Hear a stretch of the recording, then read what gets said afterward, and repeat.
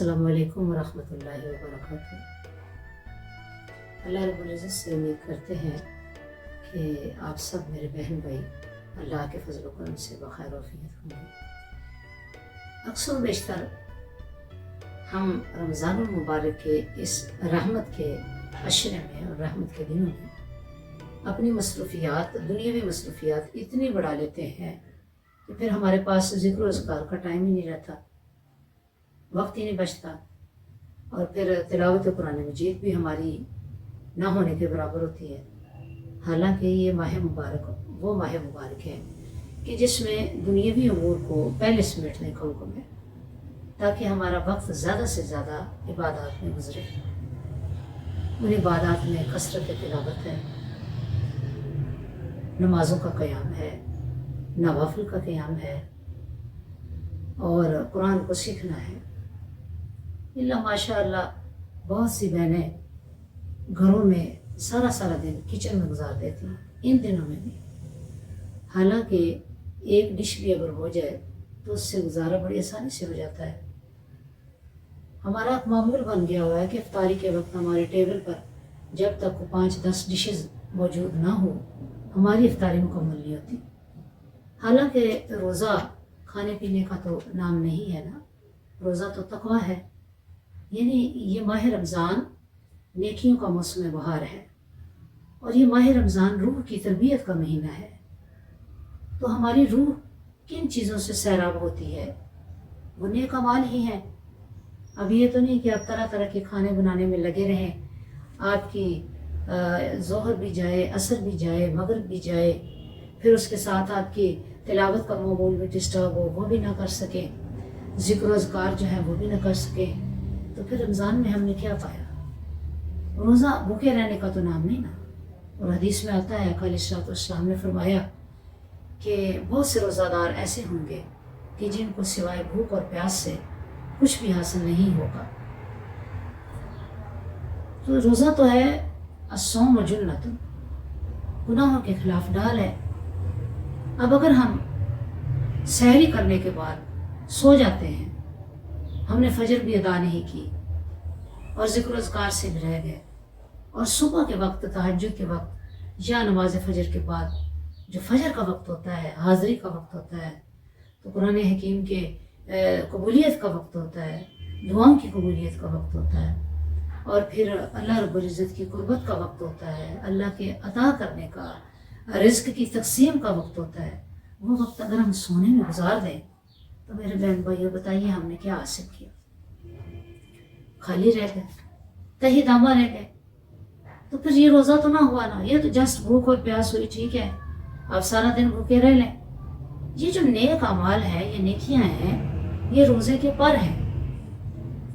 روزہ سمجھے ایک پرندہ ہے، اور یہ نیکیاں، نیک اعمال، اعمال صالحات یہ اس کے پر ہیں۔ اگر پرندے کے پر ہی کاٹ دے تو بتائیے پرندہ پرواز کر سکتا ہے؟ روزہ کیسے پرواز کرے گا؟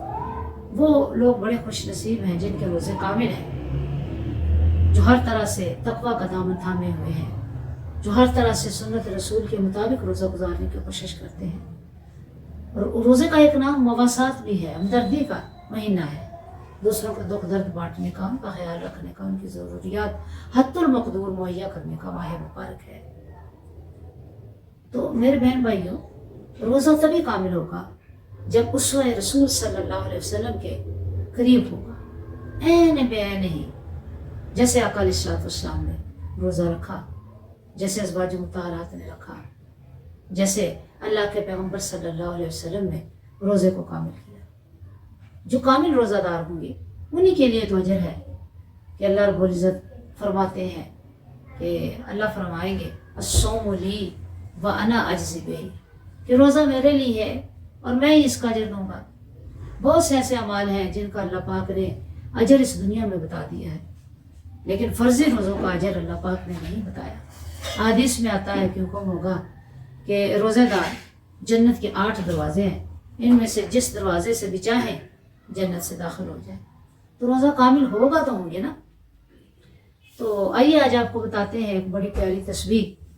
آج میں قرآن کلاس لے رہی تھی تو سورہ الکہف میں حضرت ابو سعید خدری رضی اللہ تعالیٰ عنہ روایت کرتے ہیں کہ سرکار دو عالم صلی اللہ علیہ وسلم نے فرمایا استقصروا من الباقیات الصالحات قیل وما ہی یا رسول اللہ قال التسبیح والتحلیل والتحمید والتکبیر ولا حول ولا قوت الا باللہ العلی العظیم۔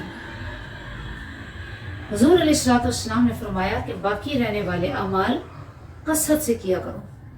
صحابہ نے عرض کی یا رسول اللہ وہ کون سے اعمال ہیں؟ تو فرمایا اللہ کی تسبیح، تحلیل، تحمید، تکبیر اور لا حول ولا قوت الا باللہ العلی العظیم۔ حضرت جابر رضی اللہ تعالیٰ عنہ سے مروی ہے کہ حضور سرور عالم صلی اللہ علیہ وسلم نے فرمایا کہ لا حول ولا قوت کثرت سے پڑھا کرو، اس سے تکلیف کے 99 دروازے بند ہو جاتے ہیں۔ ادناہا الحامہ، سب سے کم درجے کی تکلیف جو اس کے پڑھنے سے دور ہوتی ہے وہ ہما یعنی اذن و ملال ہے۔ اسی طرح حضرت نعمان بن بشیر رضی اللہ تعالیٰ عنہ مرفوع مروی ہے کہ سبحان اللہ والحمد للہ لا الہ الا اللہ واللہ اکبر ہن الباقیات الصالحات، یہ کلمہ بھی باقیات الصالحات ہے۔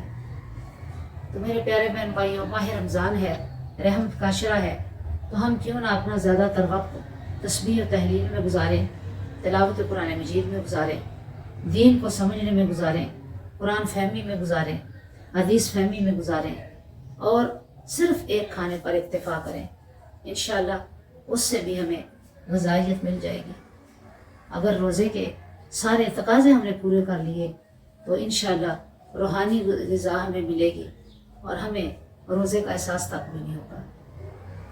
تو آپ سے ریکویسٹ کرتے ہیں کہ ہمارے چینل اسلام ود کوثر کو جلدی سے سبسکرائب کر لیں، بیل آئیکن کا بٹن دبا لیں تاکہ ہر نئی آنے والی ویڈیو سب سے پہلے آپ تک پہنچے۔ اور آپ سے یہ بھی التماس کرتے ہیں کہ ماہ رمضان کے اس پیارے مہینے میں، اس نیکیوں کی موسم بہار میں ہم سب کے لیے دعا خیر بھی کیجیے گا، ہمارے والدین کے لیے بھی۔ اللہ کریم ہم سب کو سلامتی اور صحت تندرستی عطا فرمائے۔ السلام علیکم ورحمۃ اللہ وبرکاتہ۔